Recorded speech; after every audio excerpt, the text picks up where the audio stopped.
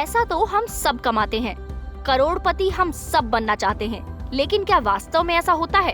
तो आखिर क्या है पैसा बचाने और उसे बढ़ाने का फॉर्मूला? दावे प्रतिदावे बहुत होते हैं, लेकिन सच तो ये है कि पैसा बचाना कोई रॉकेट साइंस नहीं है। महंगाई के इस दौर में ऐसे बहुत से आसान तरीके हैं जिनके दम पर आप ना केवल अपनी गृहस्थी ठीक से चला सकते हैं बल्कि पैसे भी बचा सकते हैं। और इसका फॉर्मूला बहुत आसान है।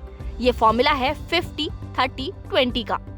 दरअसल ये कोई नया नियम नहीं है, ये एक तरह का आत्मानुशासन से जुड़ा हुआ कॉन्सेप्ट है जिसकी समय समय पर कई अर्थशास्त्रियों ने वकालत की है।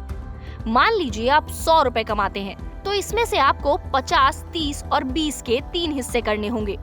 यानी कि अगर किसी व्यक्ति की सैलरी 40,000 है तो उसको अपनी सैलरी को 50, 30 और 20% के हिसाब से डिवाइड करना होगा।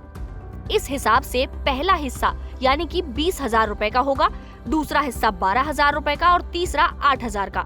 लेकिन यहाँ सबसे जरूरी ये समझना है कि आप अपने खर्चों को कैसे मैनेज करते हैं। तो बता दें कि इसमें से जो 20,000 वाला हिस्सा है उसमें आपका खाना पीना, रहना और परिवार की दूसरी बुनियादी जरूरतें जैसे शिक्षा वगैरह पूरी होंगी।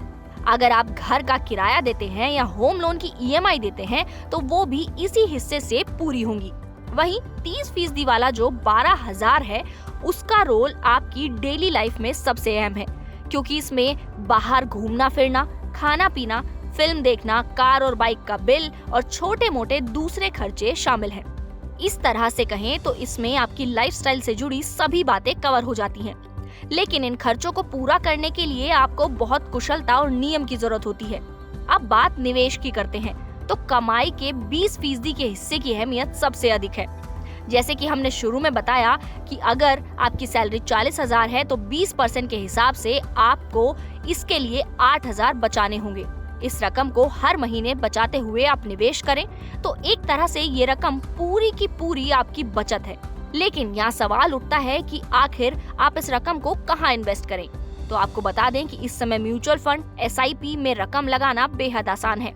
यानी कि शेयर बाजार में निवेश करना बेहद आसान हो गया है और लोग इसमें निवेश कर भी रहे हैं। अगर आप 40,000 महीने कमाते हैं और हर महीने 8,000 बचाते हैं तो आप साल में लगभग 1 लाख बचा सकेंगे। और अगर ये बचत सही जगह पर निवेश की गई तो आपको लंबे समय तक रिटर्न देगी। कंपाउंडेड इंटरेस्ट इस पर आपको मिलता रहेगा, जिसके दम पर ये रकम आगे जाकर बहुत बड़ी बन जाएगी। तो अगर आप भी अपने अनियमित खर्चों से परेशान हैं और आपके पास भी निवेश करने के लिए पैसे नहीं बचते हैं तो आप इस फॉर्मूला को जरूर अपनाएं। साथ ही अगर आपको ये जानकारी पसंद आई तो हमें कमेंट करके जरूर बताएं और इस वीडियो को लाइक, सब्सक्राइब और शेयर करना बिल्कुल ना भूलें।